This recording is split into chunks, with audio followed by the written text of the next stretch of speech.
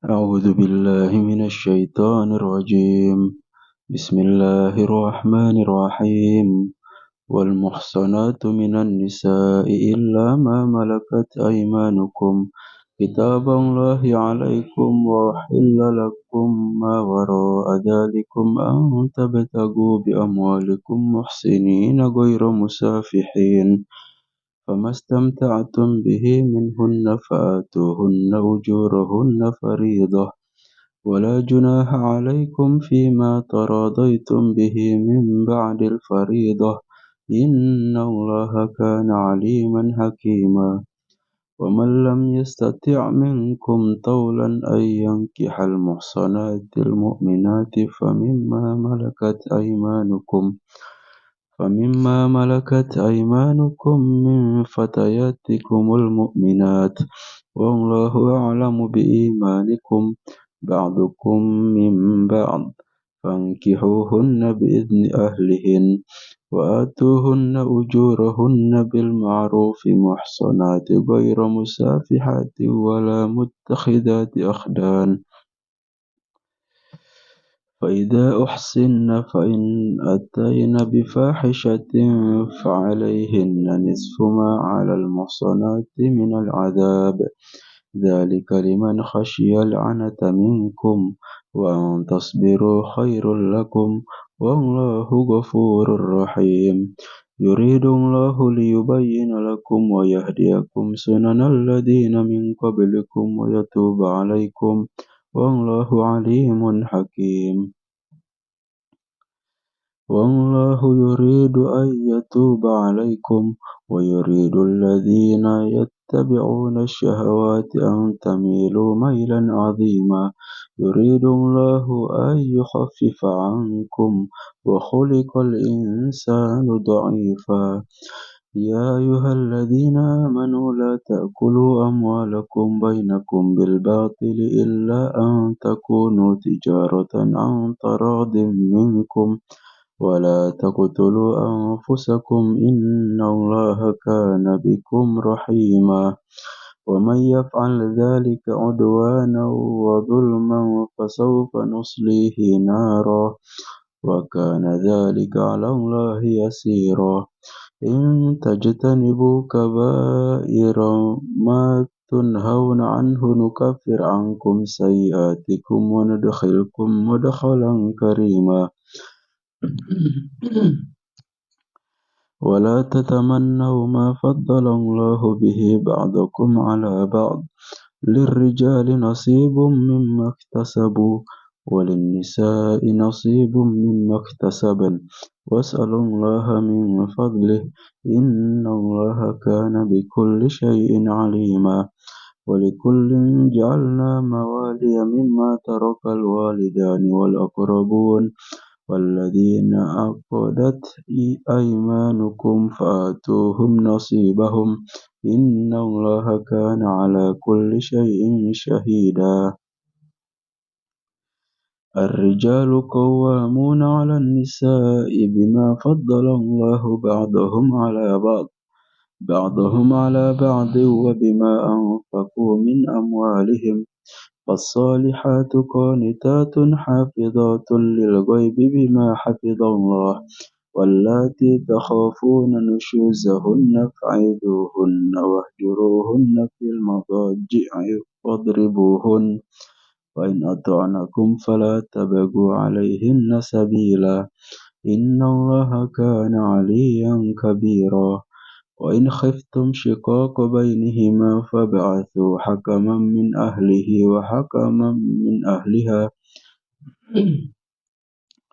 إن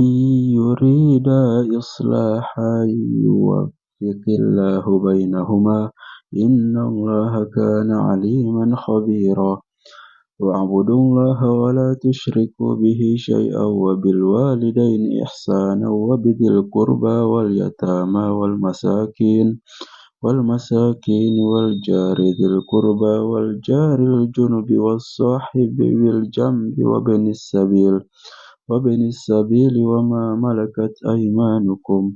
إن الله لا يحب من كان مختالا فخورا. الذين يبخلون ويأمرون الناس بالبخل ويكتمون ما آتاهم الله من فضله وأعتدنا للكافرين عذابا مهينا والذين ينفقون أموالهم رئاء الناس ولا يؤمنون بالله ولا باليوم الآخر ومن يكن الشيطان له قرينا فساء قرينا وماذا عليهم لو آمنوا بالله واليوم الآخر وأنفقوا مما رزقهم الله وكان الله بهم عليما إن الله لا يظلم مثقال ذرة وإن تك حسنة يضاعفها ويؤت من لدنه أجرا عظيما فكيف إذا جئنا من كل أمة بشهيد وجئنا بك على هؤلاء شهيدا يومئذ يود الذين كفروا وعصوا الرسول لو تسوى بهم الأرض ولا يكتمون الله حديثا يا أيها الذين آمنوا لا تقربوا الصلاة وأنتم سكارى حتى تعلموا ما تقولون ولا جنبا إلا عابري سبيل حتى تغتسلوا وإن كنتم مرضى أو على سفر أو جاء أحد منكم من الغائط أو لامستم النساء فلم تجدوا ماء فتيمموا صعيدا طيبا فامسحوا بوجوهكم وأيديكم إن الله كان عفوا غفورا ألم تر إلى الذين أوتوا نصيبا من الكتاب يشترون الضلالة ويريدون أن تضلوا السبيل والله أعلم بأعدائكم وكفى بالله وليا وكفى بالله نصيرا من الذين هادوا يحرفون الكلم عن مواضعه ويقولون سمعنا وعصينا واسمع غير مسمع وراعنا ليا بألسنتهم وطعنا في الدين ولو أنهم قالوا سمعنا وأطعنا واسمع وانظرنا لكان خيرا لهم وأقوم ولكن لعنهم الله بكفرهم فلا يؤمنون إلا قليلا يا أيها الذين أوتوا الكتاب آمنوا بما نزلنا مصدقا لما معكم من قبل أن نطمس وجوها فنردوها على أدبارها أو نلعنهم كما لعنا أصحاب السبت وكان أمر الله مفعولا إن الله لا يغفر أن يشرك به ويغفر ما دون ذلك لمن يشاء ومن يشرك بالله فقد افترى إثما عظيما ألم تر إلى الذين يزكون أنفسهم بل الله يزكي من يشاء ولا يظلمون فتيلا انظر كيف يفترون على الله الكذب وكفى به إثما مبينا ألم تر إلى الذين أوتوا نصيبا من الكتاب يؤمنون بالجبت والطاغوت ويقولون للذين كفروا هؤلاء أهدى من الذين آمنوا سبيلا أولئك الذين لعنهم الله ومن يلعن الله فلن تجد له نصيرا أم لهم نصيب من الملك فإذا لا يؤتون الناس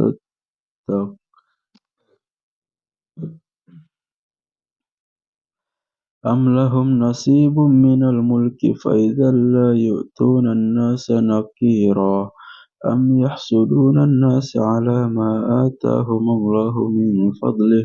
فقد آتينا آل إبراهيم الكتاب والحكمة وآتيناهم ملكا عظيما فمنهم من آمن به ومنهم من صد عنه وكفى بجهنم سعيرا إن الذين كفروا بآياتنا سوف نصليهم نارا كلما نضجت جلودهم بدلناهم جلودا غيرها ليذوقوا العذاب إن الله كان عزيزا حكيما والذين آمنوا وعملوا الصالحات سندخلهم جنات تجري من تحتها الأنهار خالدين فيها أبدا لهم فيها أزواج مطهرة وندخلهم ظلا ظليلا إن الله يأمركم أن تؤدوا الأمانات إلى أهلها وإذا حكمتم بين الناس أن تحكموا بالعدل إن الله نعم ما يعظكم به إن الله كان سميعا بصيرا يا أيها الذين آمنوا أطيعوا الله وأطيعوا الرسول وأولي الأمر منكم فإن تنازعتم في شيء فردوه إلى الله والرسول إن كنتم تؤمنون بالله واليوم الآخر ذلك خير وأحسن تأويلا ألم تر إلى الذين يزعمون أنهم آمنوا بما أنزل إليك وما أنزل من قبلك يريدون أن يتحاكموا إلى الطاغوت وقد أمروا أن يكفروا به ويريد الشيطان أن يضلهم ضلالا بعيدا وإذا قيل لهم تعالوا إلى ما أنزل الله وإلى الرسول رأيت المنافقين يصدون عنك صدودا فكيف إذا أصابتهم مصيبة بما قدمت أيديهم ثم جاءوك يحلفون بالله إن أردنا إلا إحسانا وتوفيقا أولئك الذين يعلم الله ما في قلوبهم فأعرض عنهم وعظهم وقل لهم في أنفسهم قولا بليغا وما أرسلنا من رسول إلا ليطاع بإذن الله ولو أنهم إذ ظلموا أنفسهم جاءوك فاستغفروا الله واستغفر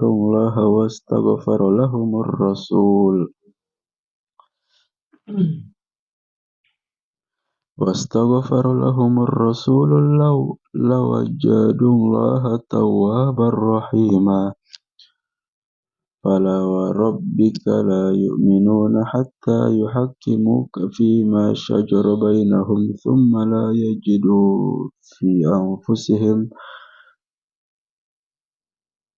لا يجدوا في أنفسهم حرجا مما قضيت ويسلموا تسليما ولو أن كتبنا عليهم أن اقتلوا أنفسكم أو اخرجوا من دياركم ما فعلوه إلا قليل منهم ولو أنهم فعلوا ما يوعدون به لكان خيرا لهم وأشد تثبيتا وإذا لآتيناهم من لدنا أجرا عظيما ولهديناهم صراطا مستقيما ومن يطع الله ورسوله فأولئك مع الذين أنعم الله عليهم من النبيين والصديقين والشهداء والصالحين وحسن أولئك رفيقا ذلك الفضل من الله وكفى بالله عليما يا أيها الذين آمنوا خذوا حذركم فانفروا ثبات أو انفروا جميعا وإن منكم لمن ليبطئن فإن أصابتكم مصيبة قال قال قد أنعم الله علي إذ لم أكن معهم شهيدا ولئن أصابكم فضل من الله ليقولن كأن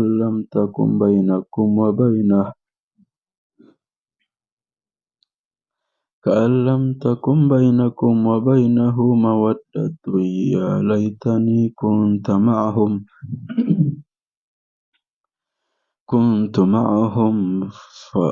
فأفوز فوزا عظيما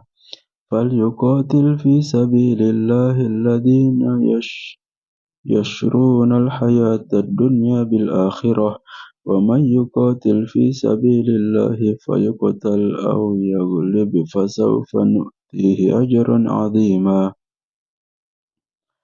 وما لكم لا تقاتلون في سبيل الله والمستضعفين من الرجال والنساء والولدان الذين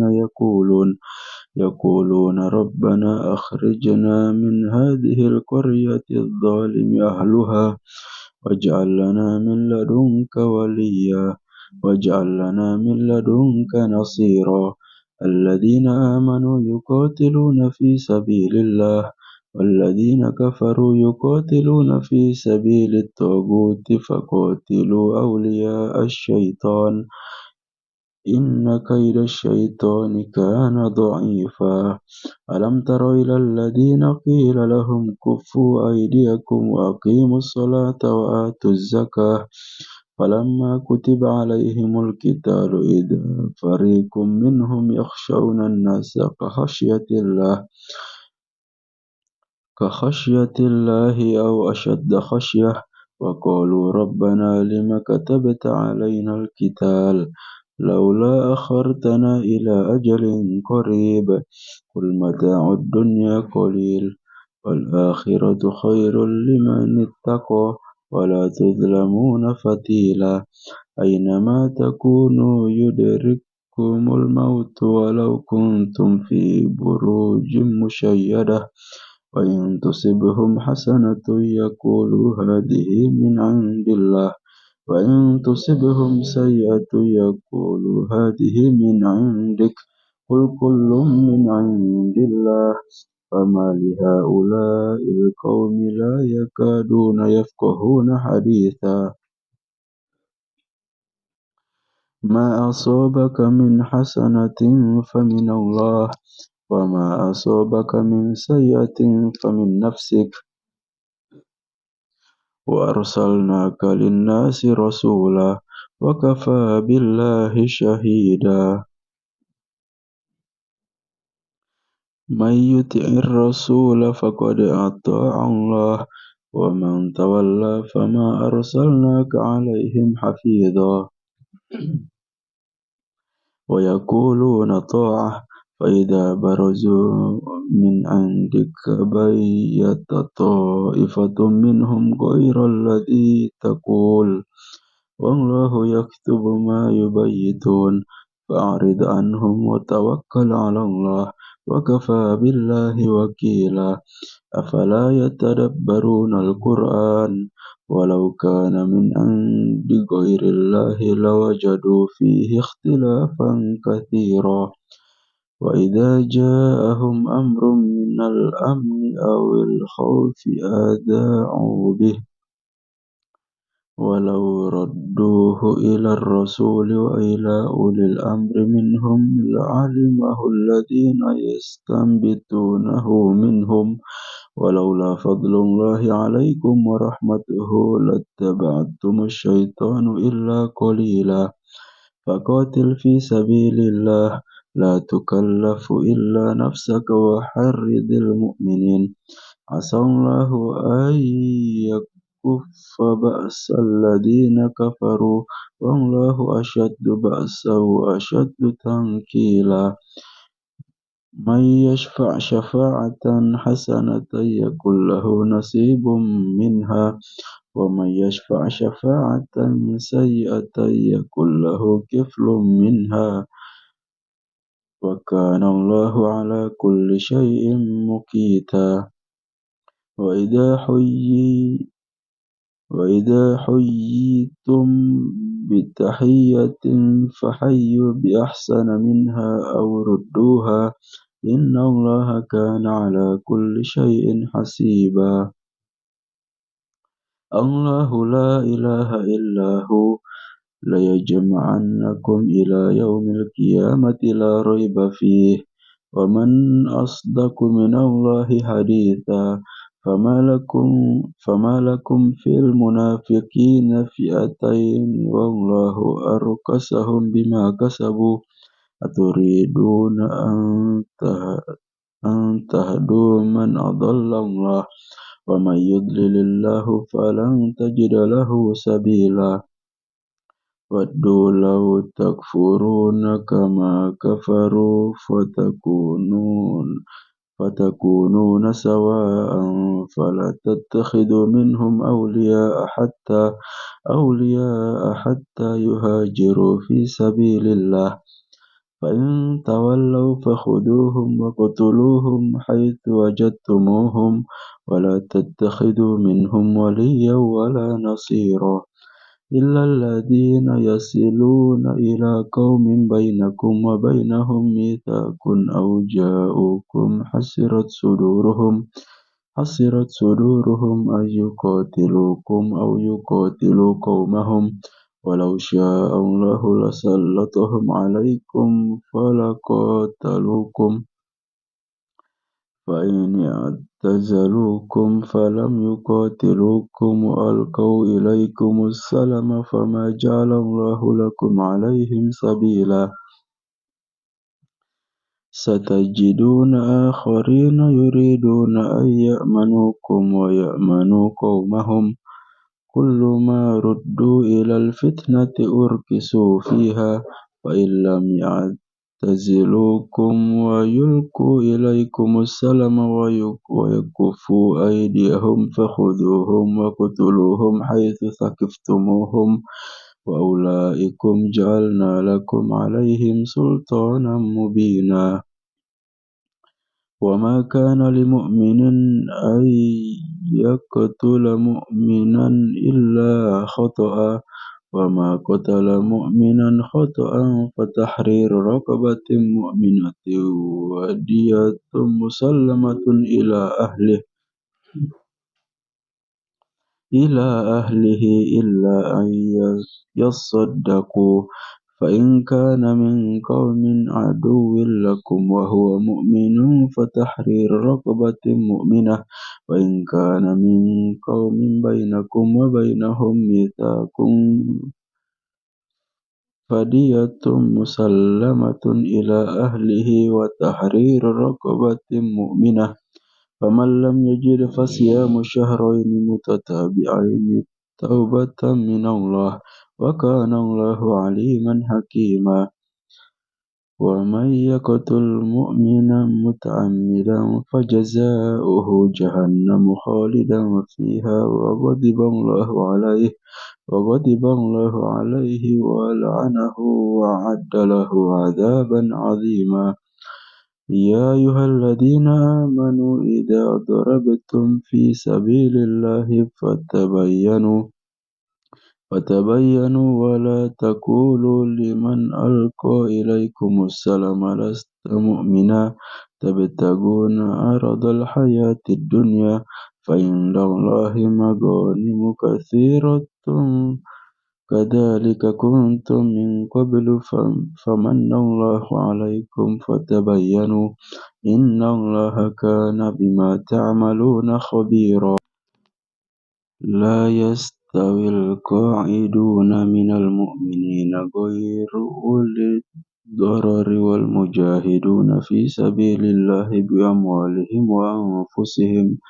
فضل الله المجاهدين بأموالهم وأنفسهم على القاعدين درجة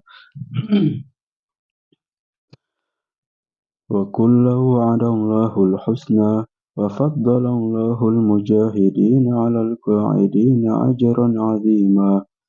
درجات منه ومغفرة ورحمة وكان الله غفورا رحيما إن الذين توفاهم الملائكة ظالمي أنفسهم قالوا فيما كنتم قالوا كنا مستضعفين في الأرض قالوا ألم تكن أرض الله واسعة فتهاجروا فيها فأولئك مأواهم جهنم وساءت مصيرا إلا المستضعفين من الرجال والنساء والولدان لا يستطيعون حيلة ولا يهتدون سبيلا فأولئك عسى الله أن يعفو عنهم وكان الله عفوا غفورا ومن يهاجر في سبيل الله يجد في الأرض مراغما كثيرا وسعة ومن يخرج من بيته مهاجرا إلى الله ورسوله ثم يدركه الموت فقد وقع أجره على الله وكان الله غفورا رحيما وإذا ضربتم في الأرض فليس عليكم جناح أن تقصروا من الصلاة إن خفتم أن يفتنكم الذين كفروا إن الكافرين كانوا لكم عدوا مبينا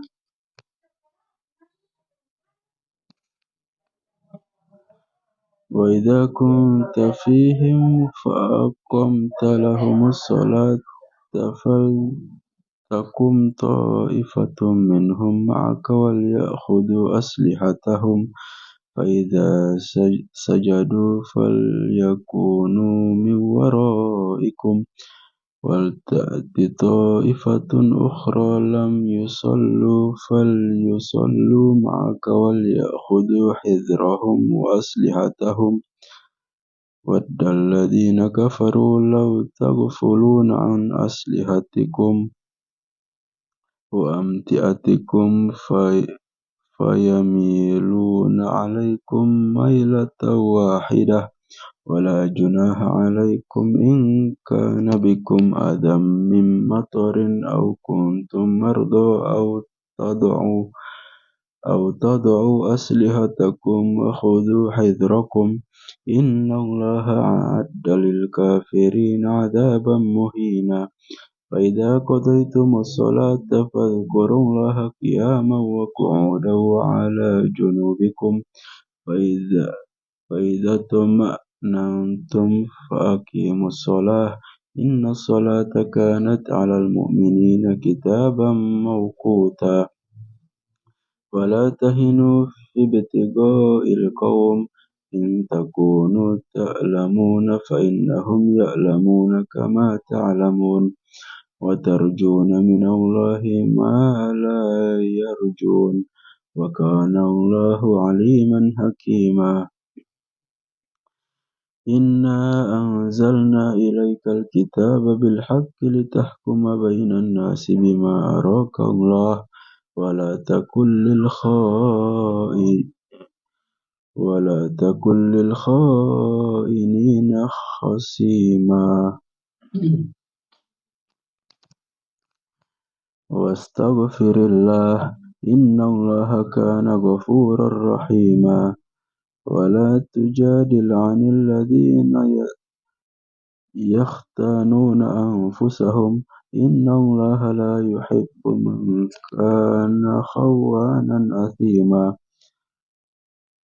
يستخفون من الناس ولا يستخفون من الله وهو معهم إذ يبيتون ما لا يرضى من القول وكان الله بما يعملون محيطا ها أنتم هؤلاء جادلتم عنهم في الحياة الدنيا فمن يجادل الله عنهم يوم القيامة أم من يكون عليهم وكيلا ومن يعمل سوءا أو يظلم نفسه ثم يستغفر الله يجد الله غفورا رحيما ومن يكسب إثما فإنما يكسبه على نفسه وكان الله عليما حكيما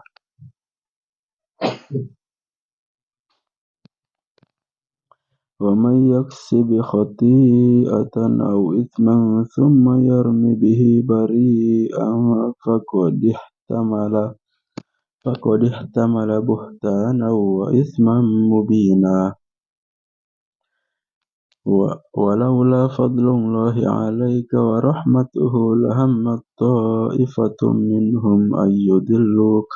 وما يضلون إلا أنفسهم وما يضرونك من شيء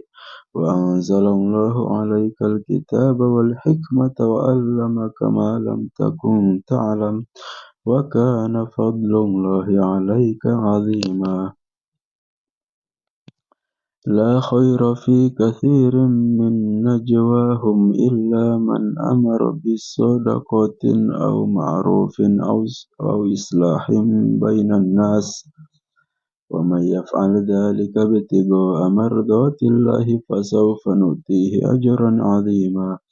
ومن يشاقق الرسول من بعد ما تبين له الهدى ويتبع غير سبيل المؤمنين نوله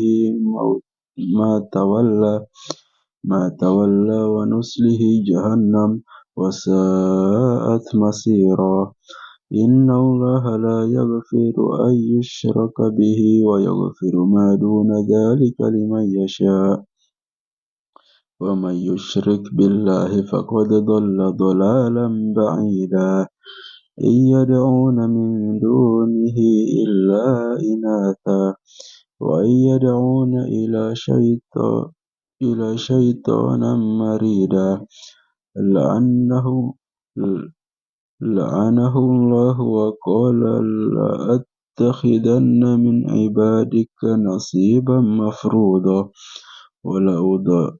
ولأضلنهم ولأمنينهم ولآمرنهم فليبتكن آذان الأنعام ولآمرنهم فليغيرن خلق الله ومن يتخذ الشيطان وليا من دون الله فقد خسر خسرانا مبينا يعدهم ويمنيهم وما يعدهم الشيطان إلا غرورا أولئك مأواهم جهنم ولا يجدون عنها محيصا لا خير في كثير من نجواهم إلا من أمر بالصدقة أو معروف أو إصلاح بين الناس ومن يفعل ذلك ابتغاء مرضات الله فسوف نؤتيه أجرا عظيما ومن يشاقق الرسول من بعد ما تبين له الهدى ويتبع غير سبيل المؤمنين نوله ما تولى ونصله جهنم وساءت مصيرا إن الله لا يغفر أن يشرك به ويغفر ما دون ذلك لمن يشاء ومن يشرك بالله فقد ضل ضلالا بعيدا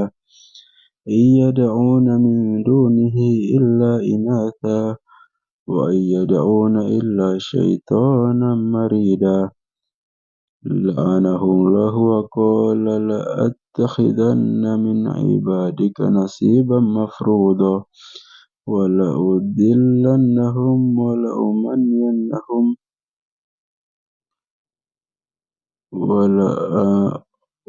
ولآمرنهم فليبتكن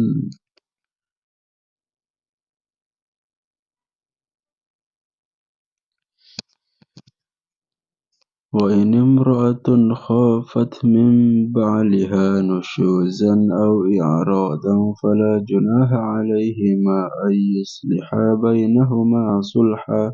والصلح خير وأحضرت الأنفس الشح وإن تحسنوا وتتقوا فإن الله كان بما تعملون خبيرا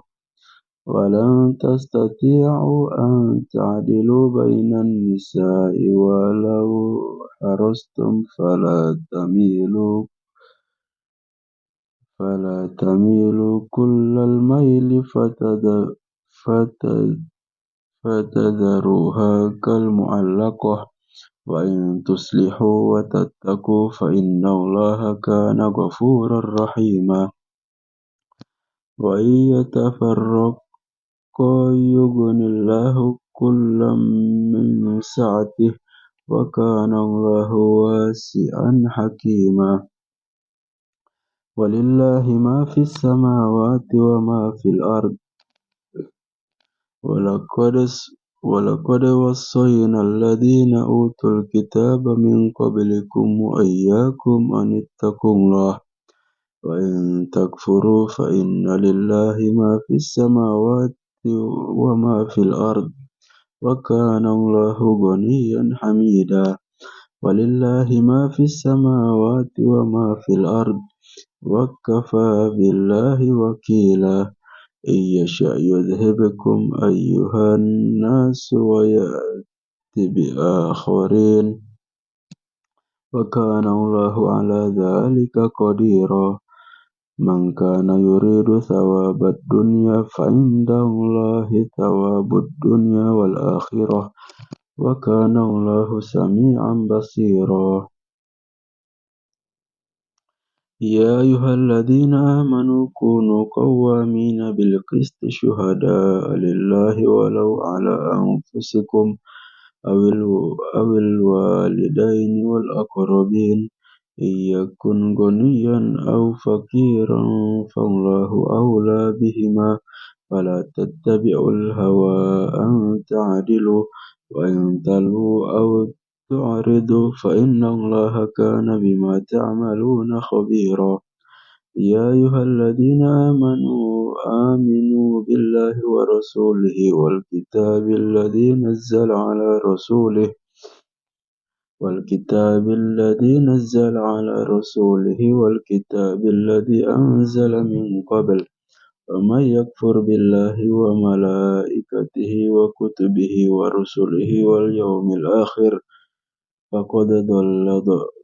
ضل ضلالا بعيدا إن الذين آمنوا ثم كفروا ثم آمنوا ثم كفروا ثم ازدادوا كفرا لم يكن الله ليغفر لهم ولا ليهديهم سبيلا بشر المنافقين بأن لهم عذابا أليما الذين يتخذون الكافرين أولياء من دون المؤمنين أيبتغون عندهم العزة فإن العزة لله جميعا وقد نزل عليكم في الكتاب أن إذا سمعتم آيات الله يكفر بها ويستهزأ بها فلا تقعدوا معهم حتى يخوضوا في حديث غيره إنكم إذا مثلهم إن الله جامع المنافقين والكافرين في جهنم جميعا الذين يتربصون بكم فإن كان لكم فتح من الله قالوا ألم نكن معكم